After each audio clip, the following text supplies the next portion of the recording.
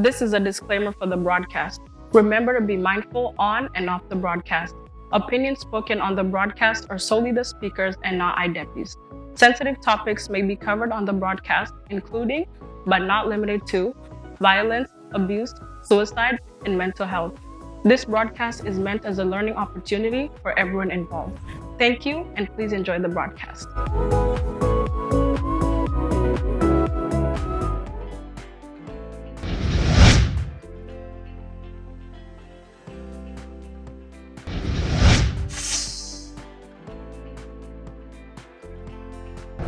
And just to add on that, for some reason, I think I think for those 14 years that I've been going to college, I have gone through a very diverse kind of an experience.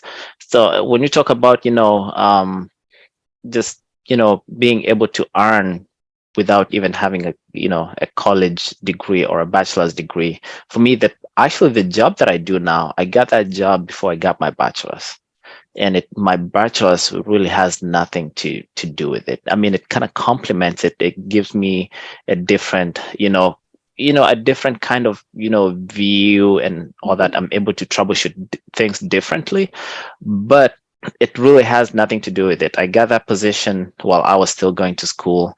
And yeah, there's more responsibility now as far as, the things that, I can do and all that. But yeah, you don't really need a college degree to live comfortable, to have a successful life. So asking yourself, what is it that I want to accomplish? I think it's the first thing that everyone should do before they go to college, before they start spending a lot of money. A lot of people nowadays, they have loans. The biggest loans they have, other than maybe a house, is their student loans. And most of them probably don't even need that degree for whatever they do. And even in my field, like in the different teams that I've been working in, we have a lot of people with different backgrounds. We have mechanical engineers, people who have nothing, degrees that have nothing to do with software. But somehow for some of those positions, there's a requirement that you need a bachelor's degree for you to attain that role. So that's another thing that also people kind of need to think about, because when you go to a lot of these sites that you're trying to find a job, one of the requirements might be, okay, you need a bachelor's degree for you to get this role, or maybe you need an associate's degree and 5 years of experience, something like that kind of a combination. So you have to really do your research, kind of like know where you're heading, so that you can know, okay, what's the vehicle that I need to get on to get me there. What advice can you give to the African immigrant students who are struggling to get resources to support their success with higher education? Yes, I would say to be bold. Like, don't be afraid. My advice is to, get out there. Like, don't stay cooped up. Don't hide away.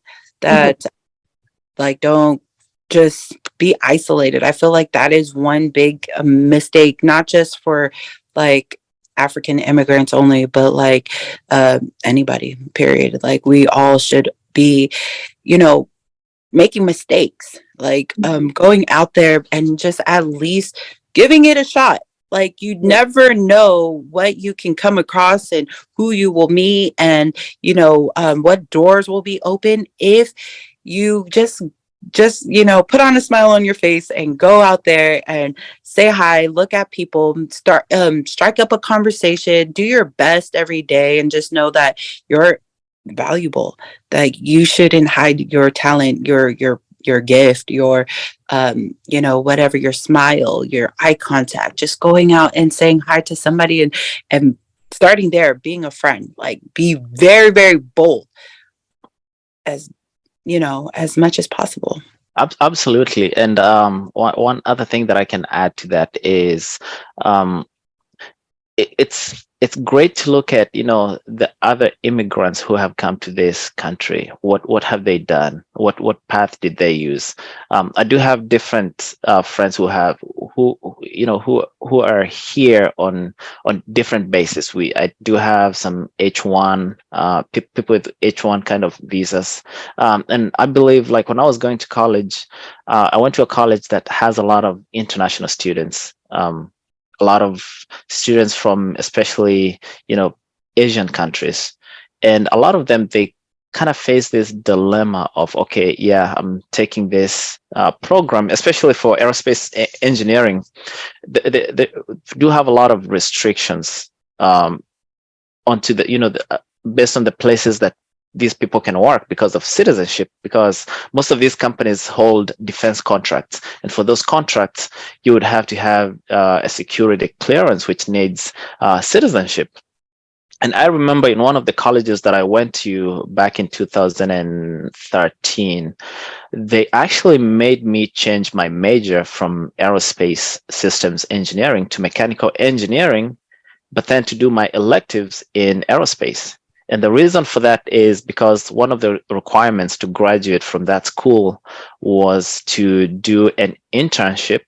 And most of the internships had to be done in, those companies. That was back in Ohio. And most of those companies actually require you to have, a clearance, right? So they advised me, okay, change your major to mechanical engineering so that you can do your internship, whatever, and then you still have the knowledge because you took all these classes, but your degree is just going to be different, right? So just having being exposed to friends who have been through these different scenarios, especially as an immigrant. And sometimes people don't talk about these things. We just feel like, okay, I'm stuck here, but you're kind of shy to talk about your issues. But the best thing you can do for yourself is to reach out. Like you said, reach out. For me, it was almost impossible for me to graduate last year in May, until I went to the program coordinator and I talked to them. I told them, hey, I have 16 credits. Yeah, 16 credits remaining for me to graduate. But those 16 credits was split between 2 semesters, ought to have been split between 2 semesters. One with 9 credits, the other one with 7 credits.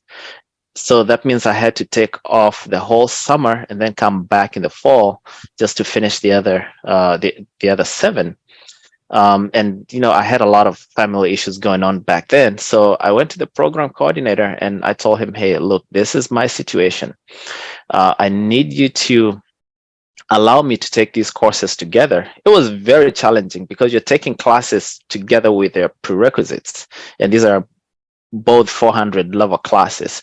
And he understood my situation, and just through the dean of the College of Engineering and the dean of students, they were able to make something work for me, and I was able to graduate on time. And a lot of things that were going to be messed up if I didn't graduate then, I was able to graduate, and none of those things actually went wrong. So get out there, talk to people.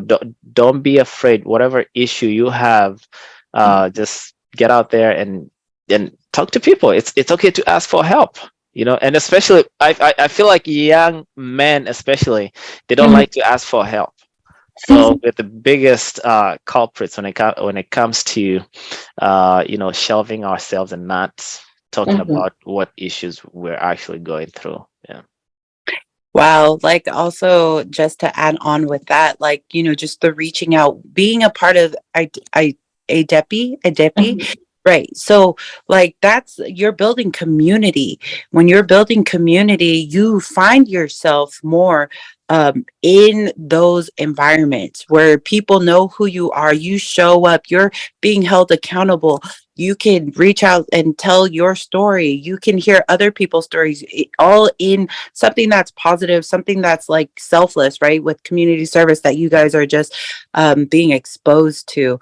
I mean, those things, like, you can't underestimate like getting around community, being plugged into wherever it is, people with like similar similar circumstances. Like, Stanley's part of ADEPI. So just like, if people aren't plugged in or aware, like, hey, I got to get around, hey, I got to put on a smile and just, get out of my own mindset, get out of my head, be a little bold and, plug in, show up. It's as simple as like little steps like that. But you would be amazed how many people are like, I got too much going on. And they start focusing inwards and then they don't do anything. They just start getting stuck. But like just little things like coming around, building yourself in a community, learning how to ask questions, learning how to, be friendly. A lot of people, you would be surprised, like you would think that you'd be so afraid just to share your story, but hey, somebody wants to help you and they would never know to help you if you didn't, share your story, or if you didn't come in saying, hey, I've worked hard, I've been selfless, I've been giving back, like I've been doing things where I didn't get paid for it, but just because I want to like give myself, I want to help other people out there, you'll get that help back. People will make it happen just because you're a good person. How do schools support immigrant students in the college and career pathway? Yeah, so we definitely have a ELL program for sure. So just definitely is a conversation with your counselor. Mhm. They first will like figure like where you're at. Like in those classrooms, I work very closely with those teachers who are in our EL. Well, we don't call them ELL anymore. We call them, actually, it's called multilingual. The whole program has changed its name. So it's no longer English language learners. Um, Mhm. Usually, typically coming right into the high school setting. If you're from a different country, your counselor will they will be notified, or you'll get support beginning there. Mhm. But then those teachers definitely work closely with me, and so um, we have that in place in our school setting. But I would say getting involved in we have different clubs at Federal High School. Like we have the BSU club, which is the Black Student Union. Mhm. So a lot of different African students that are a part of BSU, and the coach or the club advisor of that, Grandma Ash. I don't know, Ashley, were you Yeah, there? I remember her. So yeah, she's been around. Yeah. No, just like doing things like that, Mhm. your teachers, when they build that relationship with you and you tell them their story, they definitely want to support in any way that they can. They want to be there. They want to, go through this journey with you. They don't want you to like, leave high school and feel like, there was nothing for you. Like you don't get that unless you close yourself off. But there is support. Mhm. Then my room is definitely open. I like to keep my room, uh, diverse, like seeing all the different students from every single background, just to come in. We have programs, where I can just connect them to and say, hey, this is for free. Just getting around. I feel like getting around, being involved in your school, finding out what different clubs are there. Um, just outside of that classroom level, or with your counselor, just coming and being a part of the school community, and just letting teachers know who you are. There's a lot of teachers who will take you under their wings.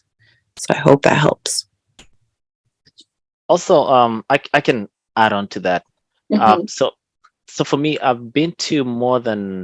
attended more than 4, maybe 5 colleges, Mhm. and most of those colleges have, they do have different organizations that cater for different groups of, different ethnicities and, things like that. And mostly for my last school, I went to Embry-Riddle in Florida.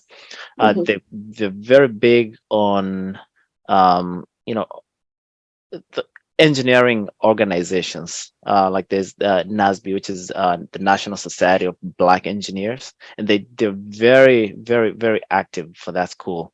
There's also another one called OBAP, which is Organization of Black Aerospace Professionals. Um, they do. I still get newsletters from them. They're very engaging. They involve students, and these are organizations that are actually recognized by the schools.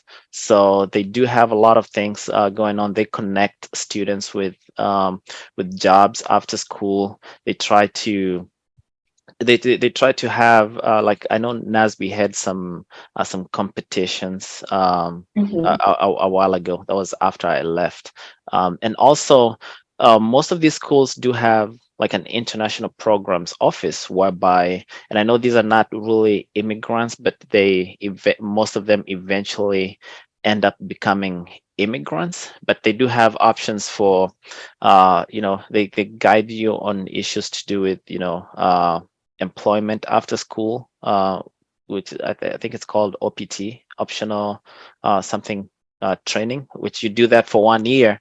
And I think for the most schools, and especially if I can talk about my last school, Mhm.